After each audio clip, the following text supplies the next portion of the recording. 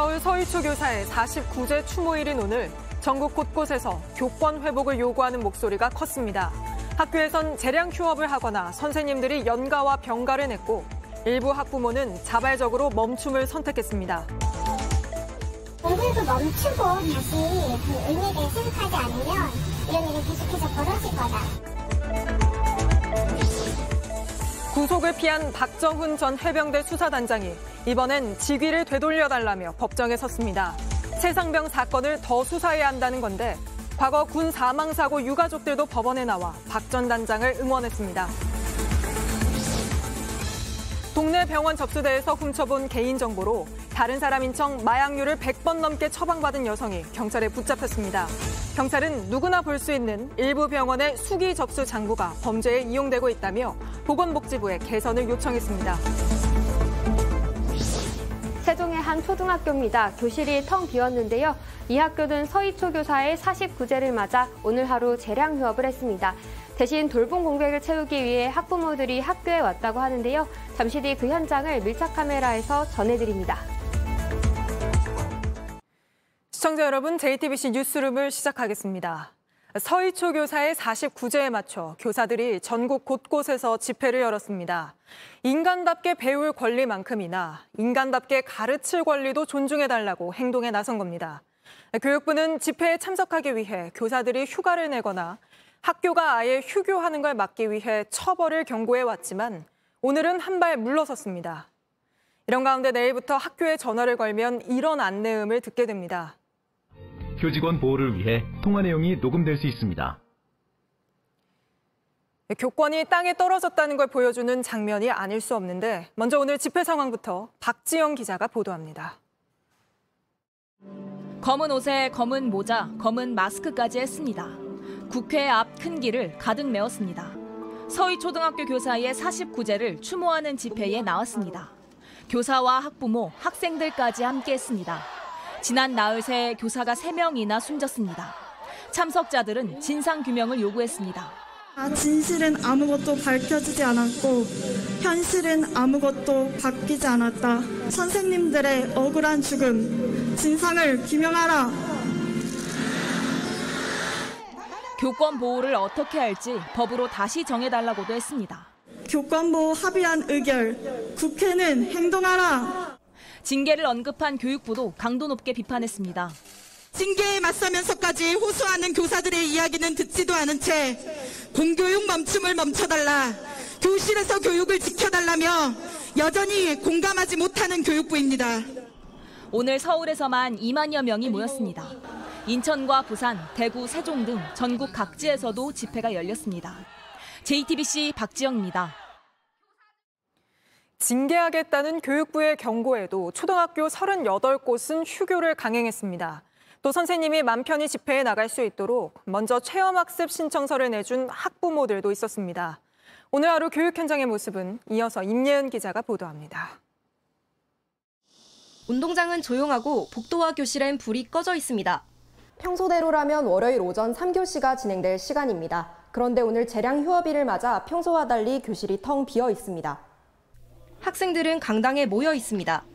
긴급 돌봄을 신청한 아이들입니다. 체육 수업은 담임 선생님 대신 교감 선생님이 맡았습니다. 전국에서 이 학교처럼 하루 휴교를 한 학교는 초등학교 38곳이었습니다. 휴교를 한 곳이 예상보다 적었던 건 앞서 교육부가 학교장이 재량 휴업을 결정하면 파면 등 징계를 받을 수 있다고 강하게 경고했기 때문입니다. 모든 학생들이 오면서 교사는 오지 않는 이 사태를 그대로 방치할 수는 없었습니다. 교사들을 보호해야 하는 역할도 학교장의 임무라고 생각을 했습니다. 다만 휴업을 하지 않은 학교들에서도 연가나 병가를 낸 교사들이 많아 평소 같은 수업은 어려웠습니다. 이 때문에 서울시 교육청에선 장학사 등 약 900명을 현장에 투입했습니다. 대부분 단축 수업을 미리 공지했지만 일부 학교에선 긴급히 결정하기도 했습니다.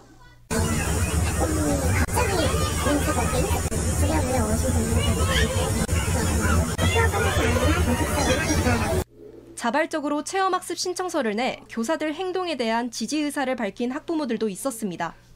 등교 시간인데 아이들이 집에서 선생님께 감사 편지를 쓰고 있습니다.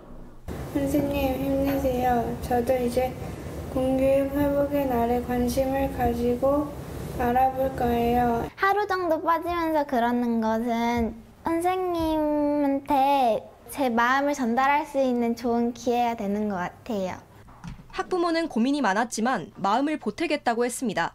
선생님들은 지금 생존권을 위해서 하고 계신데 이 하루 정도는 정말 멈출 수 있지 않을까. JTBC 임예은입니다. 이번엔 교사들이 오늘 나서는 계기가 된 서희초등학교로 가보겠습니다. 숨진 교사의 49제를 기리기 위해 어린 학생부터 학부모, 교사 등 다양한 시민들이 이른 아침부터 찾아왔다고 하는데 학교 앞에 나가 있는 조보경 기자 불러보죠. 자, 조 기자, 지금도 서희초등학교에는 추모객들 발길이 끊이지 않는 것 같군요. 네, 헌화등 추모는 오후 10시까지 가능한데 지금도 발길이 이어지고 있습니다. 제가 오전 9시부터 이곳에 나와 있었는데요. 운동장 한켠에 추모의 줄이 끊이지 않았습니다. 특히 추모식이 있었던 오후 3시에는 추모객들이 정문을 넘어서 인도에서까지 대기하는 모습을 볼 수 있었는데요. 대부분 검은색 옷을 입고 오다 보니까 학교 일대 거리가 온통 검은 옷을 입은 사람들로 가득 차기도 했습니다. 이제는 정말 학교 현장을 바꿔야 한다는 절박함을 보여주는 듯 했습니다. 이곳을 찾은 교사들의 목소리를 직접 들어보겠습니다. 교사로서 이루고 싶은 꿈도 굉장히 많으셨을 거고 우리가 하지 못한 부분을 마저 다 하겠다는 그런 마음입니다. 네, 3번 공부도 멈추고 다시 그 의미에 대해 생각하지 않으면 이런 일이 계속해서 벌어질 거다. 네, 교사들도 많이 왔지만 아이 학교 보내는 대신 함께 손잡고 추모 온 학부모들도 많았다고요? 네, 오전 시간대에는 학교에 아이를 보내지 않고 아이의 손을 잡고 이곳을 찾은 학부모들이 많았습니다. 올바르게 가르칠 수 있는 그런 권리가 주어져야 된다 생각하고 좀 느끼게 해주고 싶었습니다. 또 은퇴한 교사, 또 가족 단위 추모객 등 다양한 사람들이 이곳을 찾아 추모의 마음을 전했습니다. 오늘 오후 추모식엔 고인의 유족들도 참석했죠. 어떤 이야기가 나왔습니까? 생전 고인의 모습을 담은 영상으로 시작했는데 많은 참석자들이 눈물을 흘렸습니다. 특히 유족을 대표해서 나온 고인의 외삼촌은 같은 일이 반복돼서는 안 된다. 고인의 죽음이 교육 현실을 바로잡는 계기가 된다면 더 이상 바랄 것이 없다고 말을 했습니다. 고인의 대학 후배와 동료 등도 나와서 모든 선생님들이 행복하게 교육할 수 있도록 앞으로 계속 나아가겠다고 다짐을 했습니다. 이 자리에 참석한 조희연 서울시 교육감 등 교육계 인사들은 반성과 함께 현장의 목소리를 듣고 앞으로 개선해 나가겠다고 밝혔습니다. 네, 알겠습니다. 조보경 기자가 서희초등학교 앞에서 전해드렸습니다. 네, 그동안 교육부는 연간해고 집회 참석하면 형사 고발까지 할 수 있다고 경고해왔지만 오늘은 한 발 물러선 모습을 보였습니다. 이주호 부총리는 눈물까지 보이며 교사들 목소리에 귀 기울이겠다고 했는데 교사들은 추모하는데 왜 징계를 받아야 하느냐는 등 강하게 항의하기도 했습니다. 계속해서 박소연 기자입니다. 이주호 사회부총리가 서희초 교사의 추모제에 모습을 드러냈습니다. 예정에 없던 일정인데 추모제가 시작하기 3시간 전에 알려졌습니다. 그동안 무너진 교권에 대한 선생님들의 목소리를 외면해온 것은 아닌지 다시 한번 되돌아봅니다. 이 부총리는 추도사를 읽던 중 눈물을 보이기도 했습니다. 그러나 현장에 있던 일부 교사들은 이 부총리에게 강하게 항의했습니다. 반성하라! 잠시만 비켜주십시오. 반성하라! 그동안 교육부는 재량 휴업을 결정한 학교장과 연가를 내는 교사들을 형사 고발까지 할 수 있다고 수차례 압박해왔습니다. 학교장이 재량권을 일탈하여 9월 4일을 재량 휴업일로 지정한다면 이는 법령 위반이며 법과 원칙에 따라 엄정하게 조치하겠다는. 하지만 오늘은 징계와 관련한 언급을 자제했습니다. 같이 추모하는 날이기 때문에 징계를 언급하는 건 적절치 않다는 겁니다. 상황 파악을 하고 종합적으로 판단하겠다고도 했습니다. 이 같은 움직임은 지난 주말 교원 20만 명이 모인 집회가 영향을 미친 것으로 보입니다. 교육부의 강경 대응이 오히려 교사들의 분노에 기름을 부었다는 지적에 숨 고르기에 들어간 모양새입니다. 다만 교육부는 기존 원칙에선 달라지지 않았다고도 해 갈등의 불씨는 남아있습니다. JTBC 박소연입니다.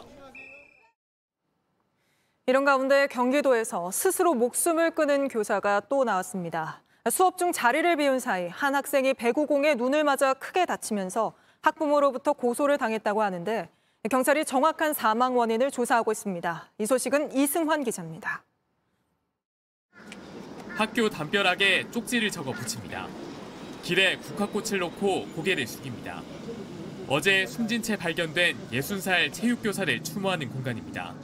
현장에 있을 때 교사들이 말도 되지 않는 민원으로 얼마나 시달리는가를 봤기 때문에 오죽하면 그러셨을까. 34년 아이들을 가르쳐왔지만 최근 극심한 스트레스를 호소했습니다. 학부모 사건 때문에 이제 살고 싶지 않다 이런 말씀을 자주 하시거든요. 지난 6월 말 수업 도중 안전사고가 난 뒤부터였습니다.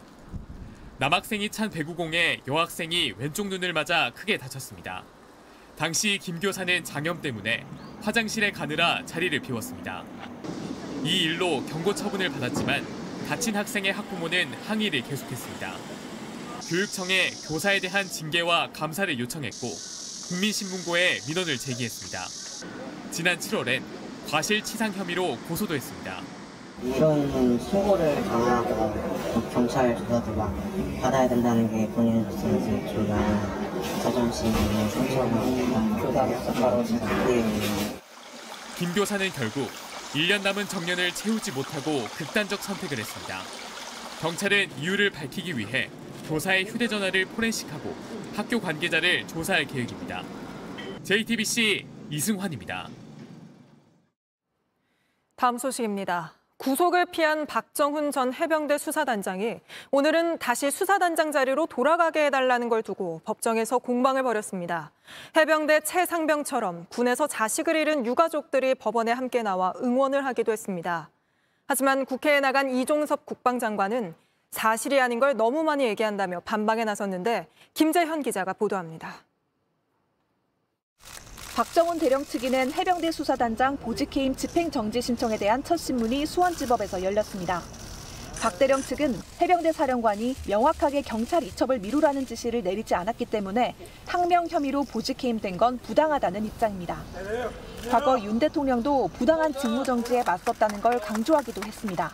윤석열 검찰총장 시절에도 집행정지 때도 문제가 됐지만 군사경찰의 독립성이 근본적으로 흔들리는 이 사태에 대해서 법원이 조속히 좀 조치를 해주시길 바라면서 이 신청을 내게 된 겁니다.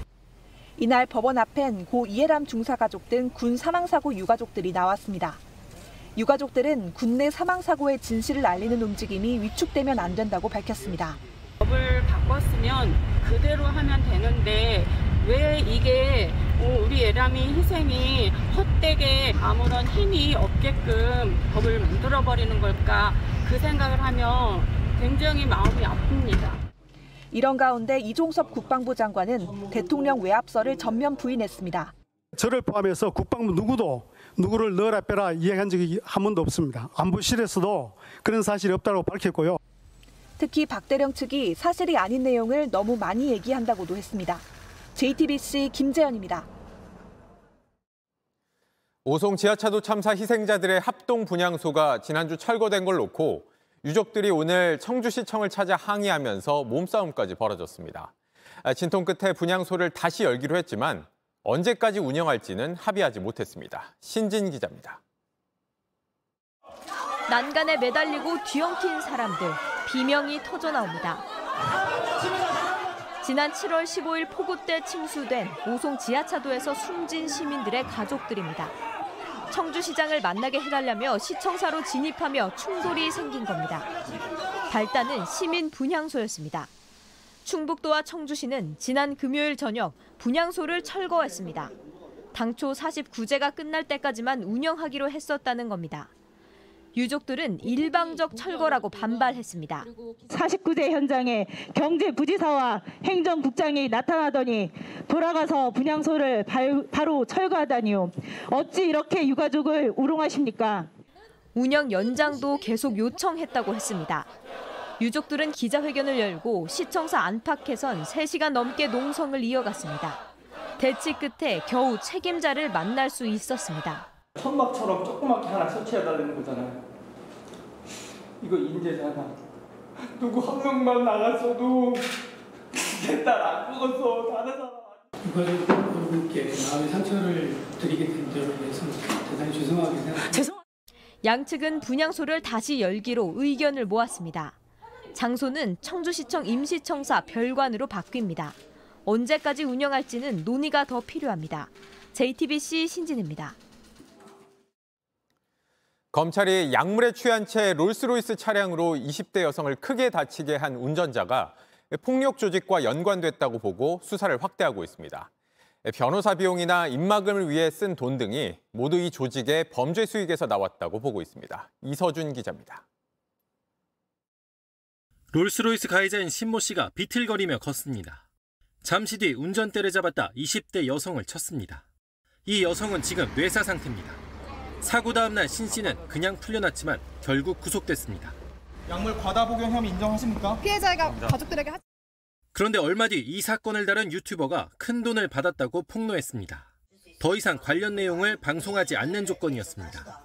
3억을 주겠대. 줘라. 받아서 왔어요.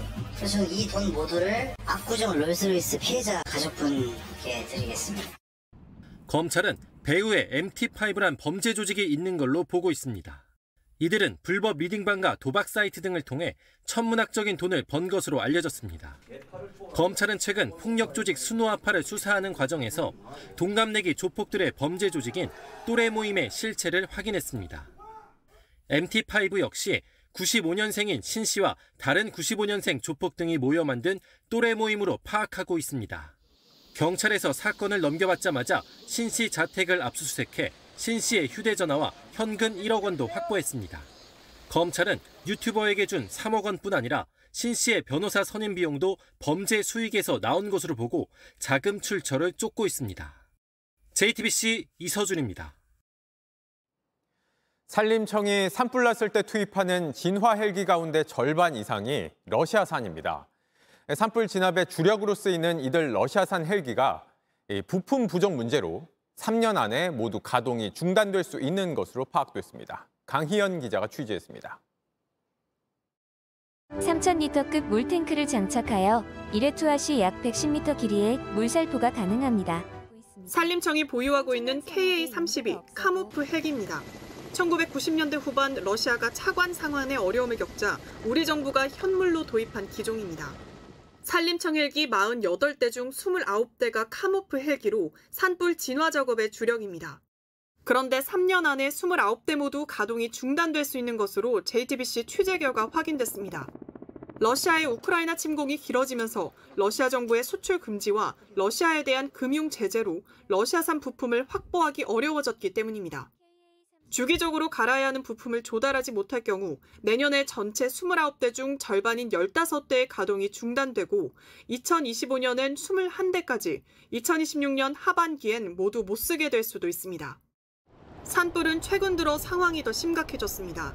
올해 산불 발생 건수는 총 527건, 피해 면적은 약 4,900만 제곱미터로 지난 10년 새 두 번째로 넓은 규모입니다. 지난 4월엔 하루에만 전국에서 33건의 산불이 발생하기도 했는데 2002년과 2000년에 이어 역대 세 번째로 많은 하루 발생 횟수입니다. 산림청은 지난해 5월부터 전담 TF를 꾸려 대책 마련에 나섰습니다. 올해 예산 80억 원을 들여 헬기 2대를 신규로 들여오기로 했지만 근본적인 해결책은 못 되는 상황입니다. 산림청은 내년 봄철 산불에 대비해 민간 헬기 임차비를 재정당국과 협의 중이라고 밝혔습니다. 감사원은 산불 진화 헬기 실태 등 관련 감사에 착수했습니다. JTBC 강연입니다. 무소속 윤미향 의원이 조총련 주최 행사에 참석한 걸 두고 정치권 논란이 커지고 있습니다. 국민의힘은 윤 의원이 반국가 단체 행사에 참석했다며 국회 윤리위원회에 징계안을 제출했습니다. 윤세민아 기자입니다. 국민의힘이 국회 윤리특위에 윤미향 의원에 대한 징계안을 제출했습니다.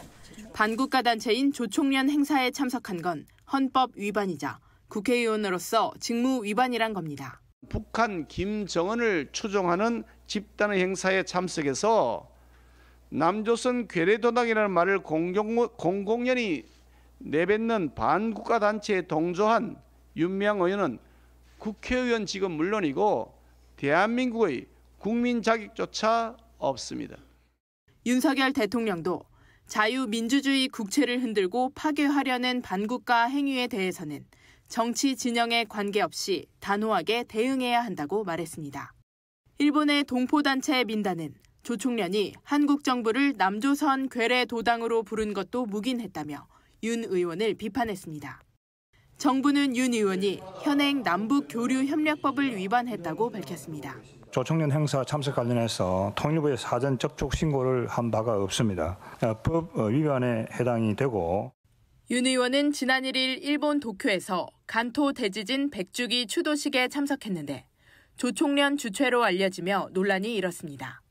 윤 의원은 조 총련이 아니라 시민사회단체로 구성된 추도 실행위원회 주최 행사에 참석한 것이라고 해명했지만 실행위원회 관계자는 이날 오전 열린 추도 집회에서 윤 의원을 보지 못했다는 입장을 밝히기도 했습니다.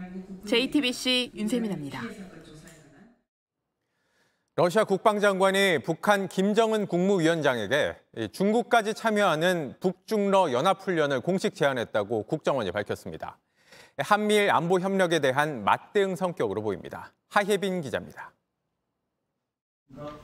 국정원은 북한, 중국, 러시아 3국 연합 군사훈련이 조만간 현실화될 걸로 보고 있습니다. 김규현 국정원장이 오늘 국회 정보위 전체 회의에 참석해 이 같은 내용을 밝혔습니다. 쇼이구 러시아 국방장관이 최근 김정은 북한 국무위원장과 면담하며 북중러 연합훈련을 공식 제의했다는 겁니다. 앞서 지난 7월 25일 쇼이구 장관은 6.25 전쟁 정전협정 체결을 70주년을 맞아 북한을 찾았습니다. 국정원은 북한과 러시아가 큰 틀의 군사협력 방안에 합의한 걸로 보고 있다고 국회에 보고했습니다. 한미일이 북핵 대응 차원에서 3국 연합훈련을 정례화하기로 한 가운데 북한이 중국, 러시아와 함께 맞대응에 나서는 거란 분석도 나옵니다. 재래식과 전술핵 무기가 결합된 단기전을 생각하고 있는 것이 명백하게 보인다라는. 중국과 러시아는 지난 7월에도 해군 훈련을 함께하는 등 군사 협력을 이어오고 있지만 북한과 연합훈련을 실시한 전례는 없습니다. 북중러 연합훈련이 현실화될 경우 한반도와 동북아 지역의 안보 위기가 고조될 수 있다는 우려가 나옵니다. 한편 국정원은 북한이 백두 혈통에 대한 집착이 강한 만큼 앞서 공개된 김 위원장의 딸 김주애를 후계자로 판단하는 건 성급하다고 밝혔습니다. JTBC 하혜빈입니다. 병원에서 몰래 훔쳐본 다른 사람의 개인정보로 마약류를 1,000정 넘게 처방받은 30대 여성이 경찰에 적발됐습니다. 최근 벌어진 이른바 롤스로이스 사건 이후 부실한 마약류 관리 실태가 문제가 되고 있는데 이번엔 허술한 개인정보 관리가 문제가 됐습니다. 먼저 송승환 기자입니다. 한 병원의 접수 창구입니다. 환자가 직접 장부에 이름과 생년월일을 적어 넣습니다.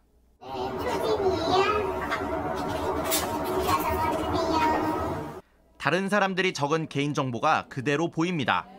30대 여성 A씨는 이렇게 장부를 허술하게 관리하는 곳을 노렸습니다. 접수하는 척하면서 자신과 나이대가 비슷한 여성의 개인정보를 기억해 따로 적어놨습니다. 그리고 며칠 뒤 같은 병원에 찾아가 다른 사람의 이름과 생년월일을 적어냈습니다. A씨는 지난 2년 동안 이렇게 다른 사람의 이름으로 100번 넘게 진료를 받았습니다. 그리고 마약류 수면 진정제인 졸피뎀을 1,000정 넘게 처방받았습니다. 개인정보를 도용당한 피해자가 자신의 이름으로 마약류가 여러 번 처방된 걸 알고서 경찰에 신고한 뒤에야 범행이 드러났습니다.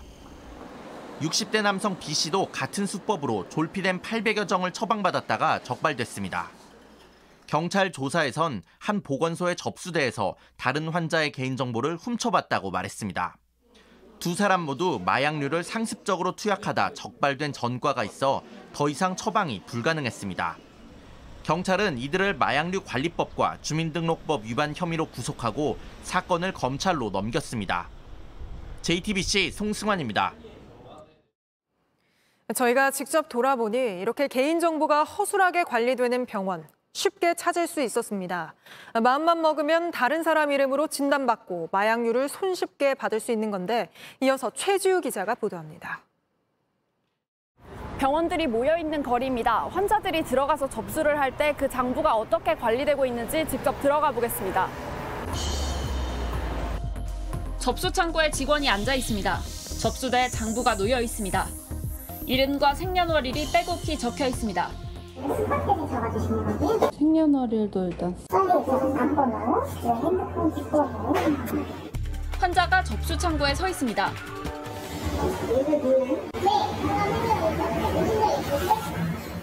이곳 장부에도 개인정보가 적혀 있습니다. 누구든 마음만 먹으면 가져다 쓸 수 있습니다. 이렇게 받은 처방전은 약국에서도 잘 걸러지지 않습니다. 처방전을 가지고 약국에 가봤습니다. 약사는 아무 질문 없이 처방전을 받고 약을 제조합니다. 다른 사람이 받아도 되나요? 네. 처방전 받아오시면 그냥 처방전에 접수해주신 걸로 그냥 저희가 드리겠습니다. 약을 받는 사람이 처방전에 이름이 적힌 사람과 같은지 확인하지 않습니다. 경찰은 보건복지부에 수기 장부를 쓰지 않도록 제도 개선을 해달라고 요청했습니다. 복지부도 관련 내용을 검토할 계획입니다. JTBC 최지우입니다. 일본이 후쿠시마 원전 오염수를 방류하며 중국과 일본의 관계가 최악으로 치닫고 있습니다. 중국이 일본 정치인의 방문을 번번이 거절하면서 관계 개선에 물꼬를 트는 것조차 쉽지 않다는 분석이 나옵니다. 도쿄에서 김현예 특파원이 보도합니다.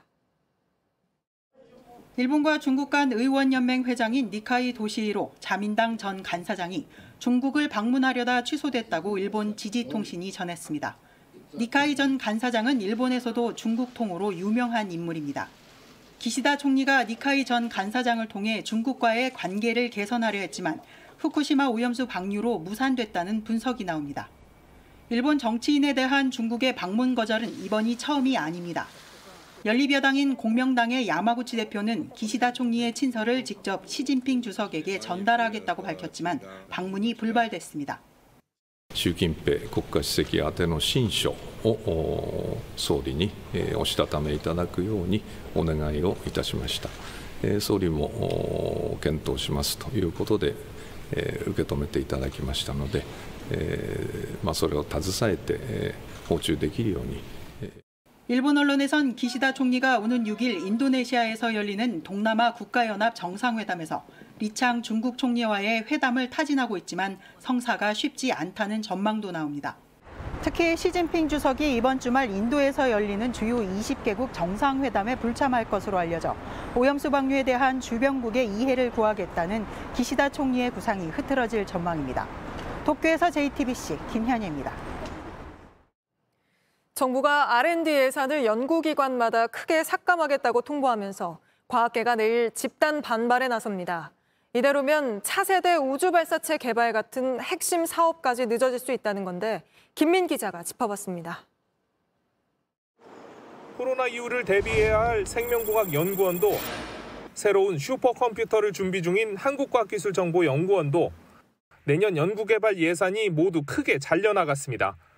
국가과학기술연구회에 소속된 정부 연구기관 25곳은 평균적으로 주요 사업비 4분의 1이 깎였습니다. 벌써부터 많게는 80%, 90% 삭감 통보를 받은 과제도 있습니다. 특히 ICT 분야 같은 경우에서도 미디어 콘텐츠 분야 같은 경우는 굉장히 큰 타격을 입은 상황입니다. 특히 우주개발 같은 기관별 핵심 사업까지도 일괄 삭감하는 바람에 사업이 늦어질 수 있다는 우려도 나옵니다. 차세대 발사체 사업이나 KPS 같은 경우는 줄여드는 게 너무 명확해서 초기 단계에서 예산이 많이 삭감되면 차세대 발사체는 2년 이상 지연될 가능성이 높습니다. 개교 이래 예산이 깎인 적이 없던 카이스트를 비롯한 4대 과학기술원도 올해 처음으로 예산이 평균 12% 줄었습니다. 지금이라도 과학자들에게 직접 물어보고 이거를 같이 이야기를 해나갔으면 좋겠어요. 그래서 제일 중요한 건 소통이라고 생각해요.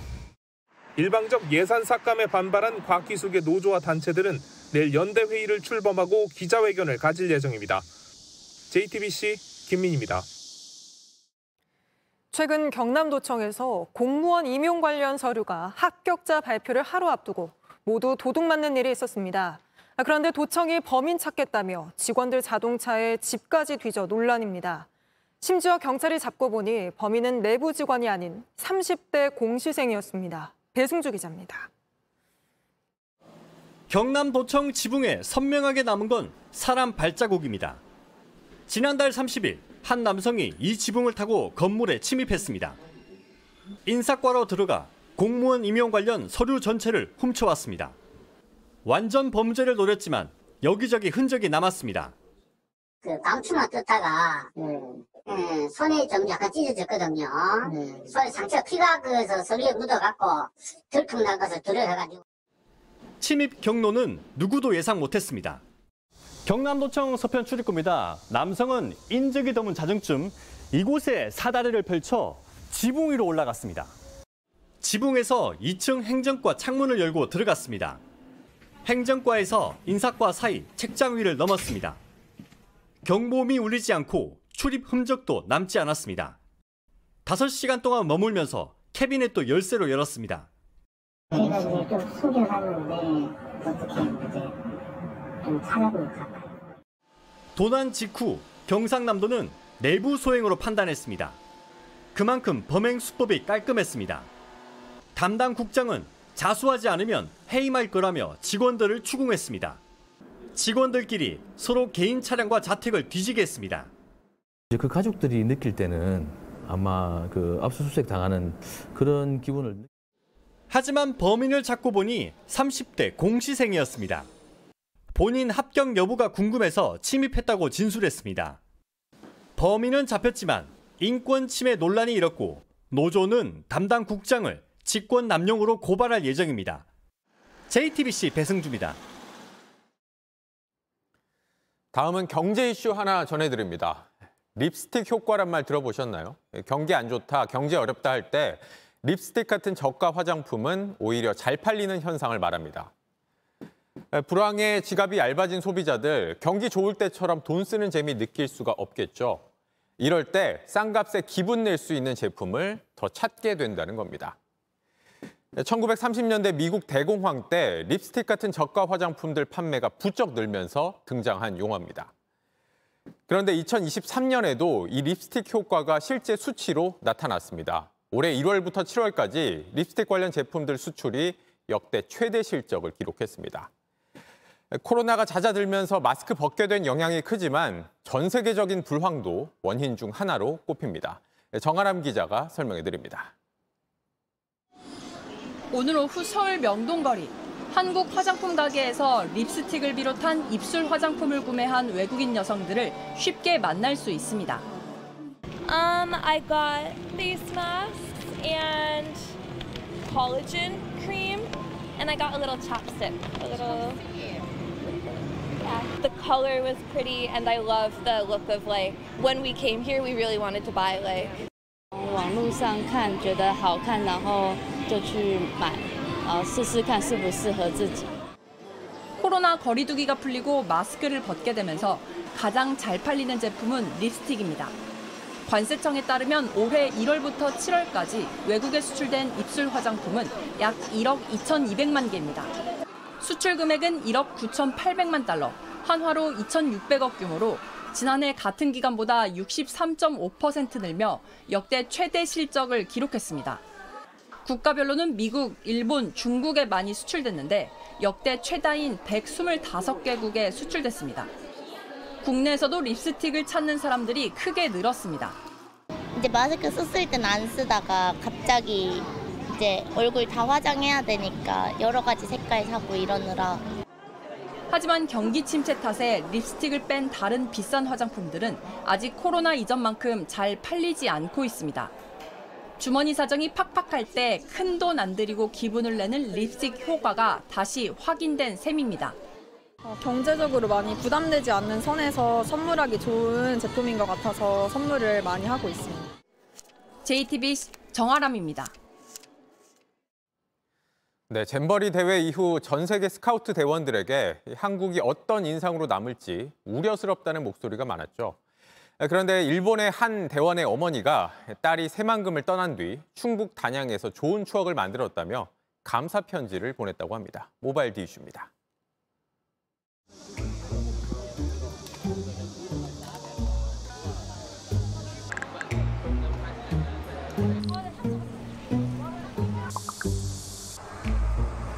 Too hot here, so the humidity is so high. So I need to bring many fans.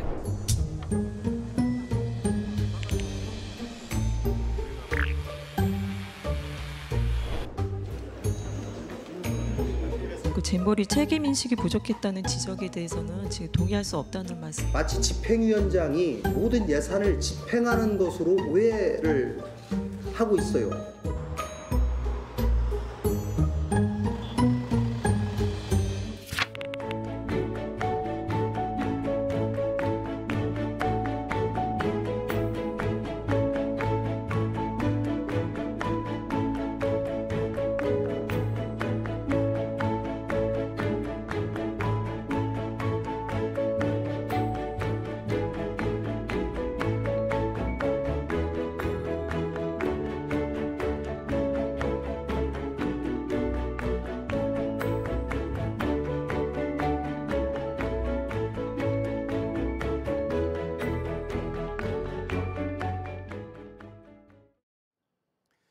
인도 동부에서 2시간 동안 6만 번 넘는 벼락이 몰아치면서 12명이 목숨을 잃었습니다.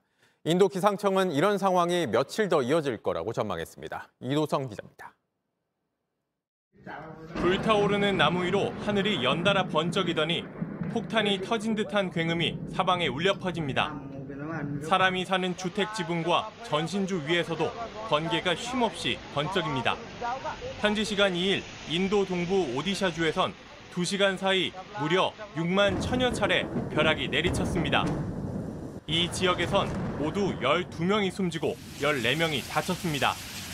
벼락에 폭우까지 쏟아지며 피해가 커진 겁니다. 도로 위는 아수라장이 됐고 마치 물이 불어난 계곡처럼 변한 곳도 있었습니다. 인도 기상청은 이런 상황이 나흘간 더 지속될 거라고 예보했습니다. 전문가들은 우기가 이어지는 동안 찬 기단과 따뜻한 기단이 충돌하면서 이처럼 극단적인 벼락이 친다고 분석했습니다. 오디샤 주 정부는 피해자들에게 40만 인도 루피, 우리 돈 640만 원 정도를 지급할 것이라고 밝혔습니다. JTBC 이도성입니다. 미국 네바다 사막에서 갑자기 쏟아진 폭우에 축제를 즐기던 수만 명이 고립되는 일이 벌어졌습니다.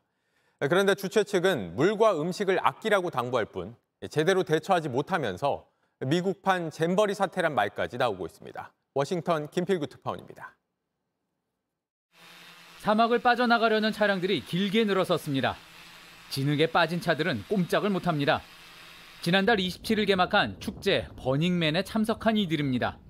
사막에 가상의 도시를 세워 예술 등을 즐긴다는 취지의 행사로 마크 저커버그 같은 실리콘밸리 건물들도 함께 유명해졌습니다. 무려 7만여 명이 캠핑카나 텐트를 가져왔는데 지난 1일부터 비가 쏟아지며 잔치는 아수라장이 됐습니다. 밤새 내린 비는 13mm 정도였지만 사막에선 3개월치에 달했습니다. Well, here's what it looks like on your feet. It's horrible. Everything is wet. Everything is muddy.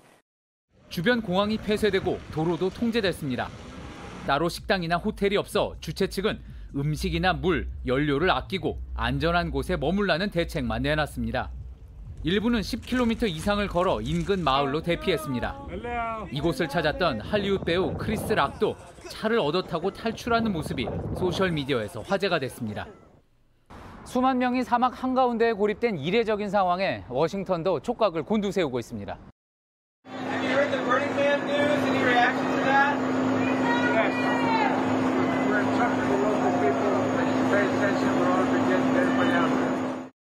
워싱턴에서 JTBC 김필규입니다. 위안부 추모 조형물을 제작한 미술가 이목상 씨가 최근 성추행 혐의로 유죄 판결을 받았습니다. 그러자 서울시는 임 씨가 만든 조형물을 철거하겠다고 나섰고 시민단체가 반발하면서 양측이 대치하고 있습니다. 조소희 기자가 취재했습니다. 고 김순덕 할머니가 일본군에 끌려가는 그림, 피해자들의 증언을 검은 돌 위에 새겼습니다. 서울 남산에 있는 위안부 피해자 추모 공간입니다. 민중미술가 이목상 씨가 참여한 작품인데 서울시가 오늘 철거에 나섰습니다. 지난달 임 작가가 성추행 유죄 판결을 받았기 때문입니다. 부하 직원을 강제 추행했다는 혐의가 인정됐습니다. 서울시는 성추행 선고받은 작가의 작품을 방치하는 것은 위안부 피해자에 대한 도리가 아니며 상처를 헤집는 행위라고 설명했습니다. 위안부 피해자를 지원해온 시민단체 정의기억연대는 무작정 철거는 안 된다며 반발했습니다. 피해 여성들의 역사 전체를 철거하는 결과가 된다는 겁니다. 회원 40여 명이 서울시 직원들을 막아섰고 결국 철거하지 못했습니다. 2만 명이 넘는 시민들이 성금을 내서 만들었고 이렇게 일방적이고 독단적이고 기습적으로 철거를 강행하는 것은 정말 있을 수 없는 일이다. 민간단체들의 고민은 깊어지고 있습니다. 청계천 평화시장 앞에 설치된 전태일 동상입니다. 역시 이목상 작가가 만들었는데 철거해야 되는 것 아니냐는 목소리가 나왔습니다. 동상을 만든 시민들의 노력과 또 힘도 있고 피해자의 아픔도 있고 감안해서 시민들의 의견을 더 수기하는 과정을 거치겠다. 임 작가를 옹호하진 않지만 당장 대체 작품을 세울 여력도 없기 때문입니다. 이런 가운데 임 작가는 집행유예를 선고한 1심이 과하다며 항소했습니다. JTBC 조소입니다.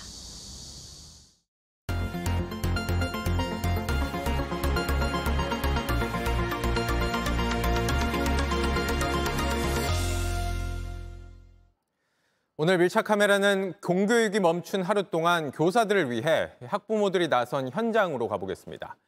거리로 나간 교사들을 대신해 학부모들이 직접 돌봄 교실을 꾸렸다고 합니다. 밀착 카메라 권민재 기자입니다. 오늘은 초등학교 2학년 아들과 함께 나섰습니다. 등굣길도 평소보단 조용합니다. 우리 그다음 몇 단까지 했지? 3단. 3단. 자, 3단 시작. 3, 8은 20, 다시. 이 학교는 오늘 재량 휴업을 한 전국 38곳 중 한 곳입니다. 그래도 학교는 아침부터 문을 열었습니다. 정규 수업이 끝나는 시간부터 하던 돌봄 교실을 일찍 당겨서 시작한 겁니다. 얘들아, 같은 게임 할 사람 줄 쓰시오. 우리 잘했을 때 박수 쳐주시고. 한 아버지도 전통놀이를 가르쳐 주려고 학교에 왔습니다. 이제 9시부터 놀 수 있도록 새벽부터 좀 준비를 하게 됐습니다. 이 교실에선 맛있는 냄새가 나고 있는데요. 학부모들의 도움을 받아서 아이들이 직접 타코야키를 만들고 있습니다. 반죽을 젓고 재료를 넣으면 금세 동그란 타코야키가 만들어집니다. 타코야키 수업 선생님은 누구예요? 우리 엄마예요. 오늘 하루 교사가 없는 자리를 학부모들이 대신했습니다. 아이들도 마냥 어리다고 오늘 그냥 마냥 행복하고 즐거운 날이야 뛰어놀아가 아니라 그런 부분도 같이 고민하고 앞으로 우리가 함께 살아가야 되는 사회이고. 돌봄이 꼭 필요한 아이들을 위해 수업 신청을 양보하기도 했습니다. 마감이 바로바로 안 됐어요. 근데 사실은 그날은 정말로 필요한 아이들한테 그 프로그램이 제공되었으면 하는 마음이 크기 때문에. 아이들도 오늘의 의미를 새겼습니다. 엄마가 선생님들이 슬퍼하라고 하는 날이라고 했는데 그 말을 듣고 저도 슬픈 마음이 들어요. 제가 집에서도 그렇고 또 아프면 저도 같이 막 울거든요. 선생님 다음부터는 안 좋은 선택하시지 말고 우리를 많이 사랑해 주세요. 탓하고 책임을 묻는 게 아니라 서로 부족한 걸 채워주는 진정한 교육 공동체가 시작되는 계기가 될 수 있습니다. 사람들이 학교 교육 공동체란 말을 쓰잖아요. 이렇게 쓰는데 그 말이 그냥 있는 말이 아니라는 거죠. 학습권이 좋아진다는 건 교권이 좋아지는 거랑 똑같아요, 사실. 혼자 감당해왔던 묵은 마음들을 마음껏 슬퍼하고 풀어내는 시간이 됐으면 좋겠습니다. 오늘 하루 자리를 비운 선생님들에게 학부모들이 보낸 마음입니다.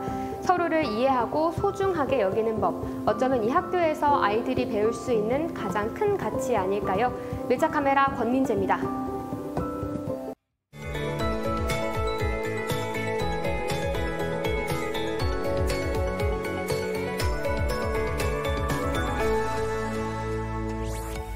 9월 초지만 아직도 한낮에는 늦더위가 기승입니다. 전국 곳곳에 폭염주의보가 내려진 가운데 내일도 서쪽 지역은 체감온도가 33도 안팎까지 오르겠고요. 오늘 한낮에 30도를 넘어섰던 서울은 내일 31도까지 올라 더 덥겠습니다. 오늘 밤까지 전국 내륙엔 소나기가 이어질 텐데요. 서울을 포함한 중부 내륙에 5에서 40mm, 현재 호우주의보가 발효 중인 호남은 최고 60mm가 예상되고요. 동해안을 따라서도 내일 약한 비가 내리겠습니다. 내일 아침 기온 서울, 부산 24도, 전주, 창원 23도 예상되고요. 낮 기온은 서울, 창원 31도, 광주 32도로 내일도 낮더위가 이어지겠습니다. 모레까지 무더위 속 소나기가 쏟아지겠고요. 동해안은 비 소식이 잦겠습니다. 날씨였습니다. 뉴스룸 저희가 준비한 소식은 여기까지입니다. 네, 시청해주신 여러분 고맙습니다.